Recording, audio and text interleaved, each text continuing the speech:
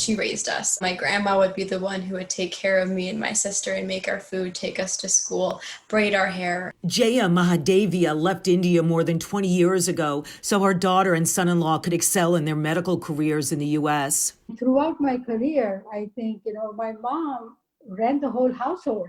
And she was so proud of me that, that we came here and we have achieved so much. She was more energetic than anybody else. In December 2019, when the world didn't know yet that COVID was ravaging Wuhan, China, Mahadevia, going on 92, was visiting her native India.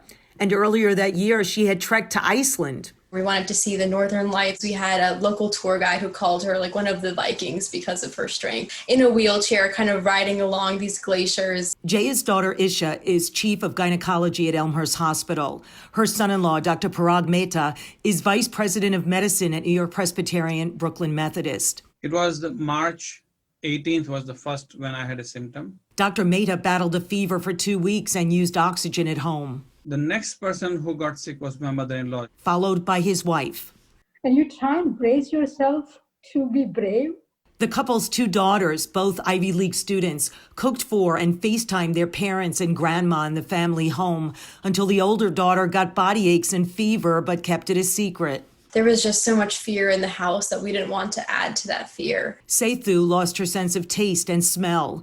The biggest worry was for their grandmother, who had gone to the hospital once for low oxygen levels, returned home, and then didn't improve. After that, she stopped eating completely, and then she developed infection. Jaya Mahadevia spent 9 more days in the hospital but could not hang on. It is hard.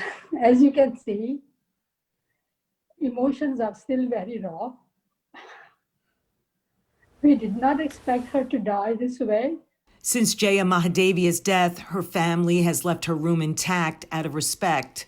Yet the family takes comfort in memories of their mom's zest for life, her love of the Hindu festival of colors.